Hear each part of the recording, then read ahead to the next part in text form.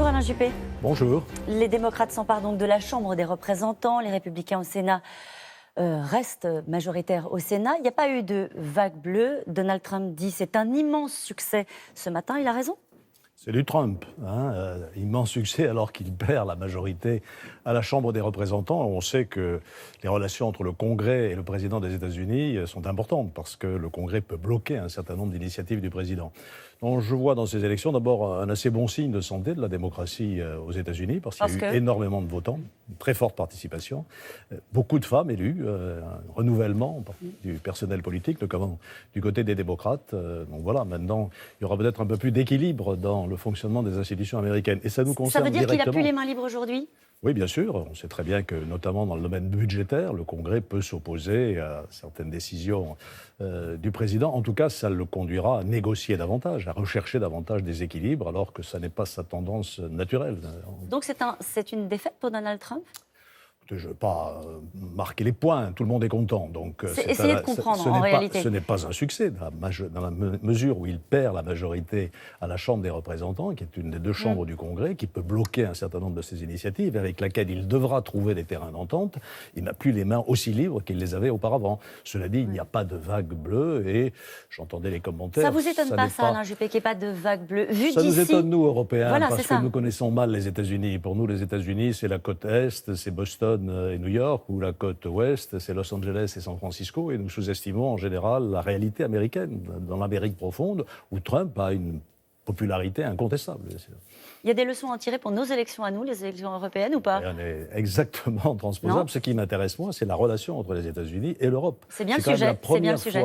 C'est la première fois depuis la Seconde Guerre mondiale qu'une administration américaine désigne l'Union européenne comme, je n'exagère pas, ce sont les mots qui ont été employés, un adversaire. L'ennemi. Depuis l'ennemi. Depuis 1945, les États-Unis ont toujours soutenu la construction européenne. D'abord parce que l'Europe, c'était le glacis avancé face à l'Union soviétique pendant la période de la guerre froide. Et puis ensuite parce que la construction européenne, c'était la réconciliation des pays européens, de la France et de l'Allemagne, et donc un vecteur de paix.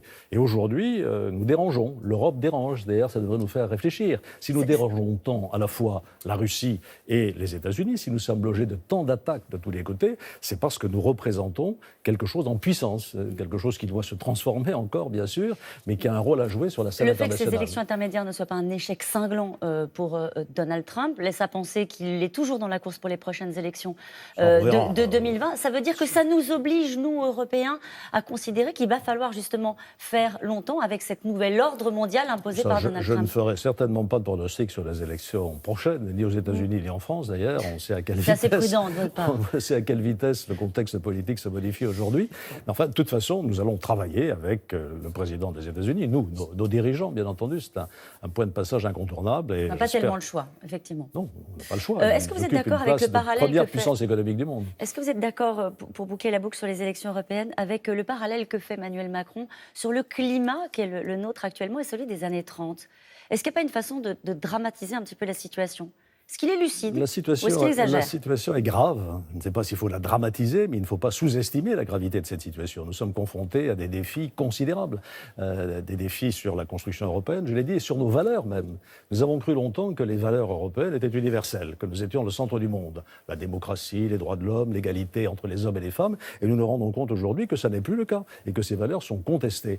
Donc je pense qu'il faut être très attentif et ça doit être un des enjeux des prochaines élections européennes. J'espère qu'elles ne se transformeront pas uniquement en un référendum pour ou contre le pouvoir en place. Il faut débattre des questions européennes, comment rendre l'Europe à nouveau efficace et comment la rendre à nouveau fière de ce qu'elle incarne. Mais ça se joue entre les nationalistes belliqueux, comme dit le président de la République, et les progressistes pro-européens. Ça va être ça, le match ? Ce sera un match, en tout cas, entre ceux qui veulent que l'Europe se renforce et joue pleinement son rôle sur la scène internationale et ceux qui n'arrêtent pas de la dénigrer. Vous voyez d'ailleurs comment ces mouvements extrémistes sont hypocrites. Avant les élections, on vilipende l'Europe. Et après les élections, que font les Italiens ? Ils appellent l'Europe à la rescousse parce qu'ils sont confrontés à un certain nombre de difficultés. Ils tiennent quand même la ligne sur leur budget. Oui, enfin ça on verra.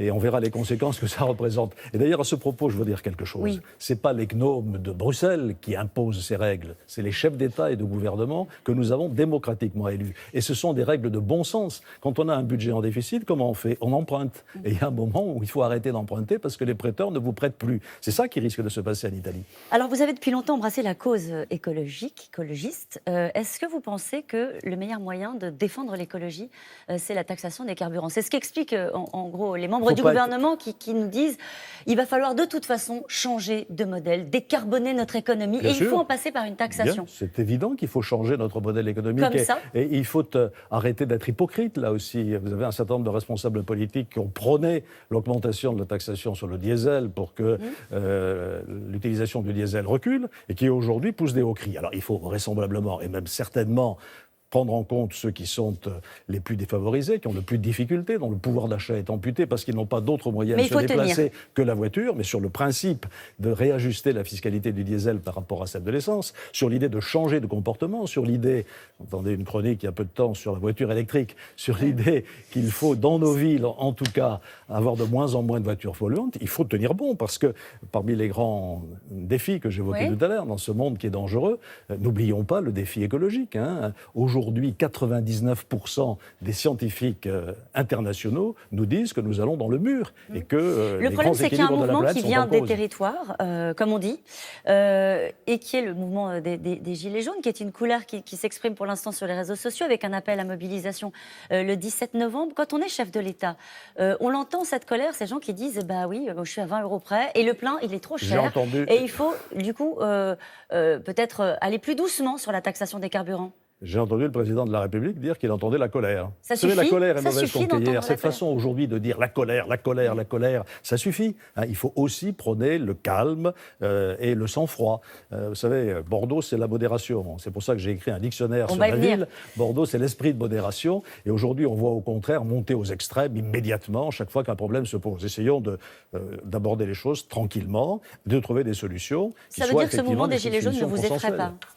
Bon, si on commence à être effrayé par toutes les protestations qui naissent dans ce pays, alors on ne fait plus rien. Il faut les entendre, il faut évidemment trouver des solutions adaptées, et je pense que c'est ce que le gouvernement va faire. Votre dictionnaire amoureux de Bordeaux, je vais faire un parallèle peut-être qui va vous surprendre, mais avec Gérard Collomb, qui a décidé de quitter le ministère de l'Intérieur. Il n'a pas écrit de dictionnaire amoureux, pas encore. Non, pas encore, mais peut-être va-t-il le faire sur Lyon. Ma ville c'est une belle ville.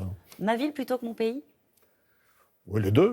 Ma ville, c'est mon pays. Mon pays, c'est ma ville. Je ne l'oppose absolument pas les deux. Vous auriez pu écrire le dictionnaire amoureux de la France. Je n'ai plus, bien sûr, oui. J'aime la France. Et si j'aime Bordeaux, c'est parce que j'aime la France, qui est une ville profondément française, girondine, avec un certain visage de la France, mais auquel je suis extrêmement attaché. Et comme aujourd'hui, j'ai pris du recul par rapport à la vie politique nationale, je n'ai plus à me poser cette question du choix. Mais vous avez toujours été plus heureux à Bordeaux qu'à Paris?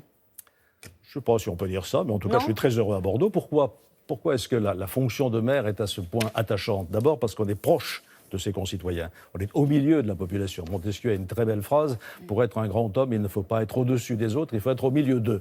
Et deuxièmement, parce qu'on arrive à faire des choses, à réaliser des choses. Quand on est au gouvernement, c'est plus compliqué. On ne voit pas souvent le résultat des initiatives qu'on a prises. Alors que la transformation de Bordeaux, elle se voit, il suffit de venir, de lire mon livre peut-être. Donc vous conseillez Emmanuel Macron d'être maire plutôt? Pardon. Non, ça c'est la conclusion que vous tirez de manière très politique. La conclusion que j'en tire, c'est que voilà, Bordeaux a encore de belles perspectives devant elle. Merci et que beaucoup. je vous invite à y venir, vous serez la bienvenue. Merci à vous, merci Alain Juppé. C'est à vous Laurent.